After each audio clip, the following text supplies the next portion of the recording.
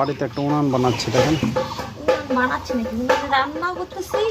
দেখেন কি সুন্দর উনানটা, দেখেন উনানে রান্না করে দিচ্ছি। গ্যাসের দাম যে অবস্থা, বুঝছেন? এই যে গ্যাস নাই না, এখন উনানেই হবে। ওই যে লাকড়ি, ওই যে উনান, মাটির উনান, দেখেন কোনো সিমেন্ট টিমেন্ট কিছু দেয়নি, নিজে হাতে তৈরি। দেখেন ভিতরে দেখেন কি সুন্দর একটা গোল রাউন্ড আছে ভিতরে, বুঝছেন? এই যে উনানের মাস্টার।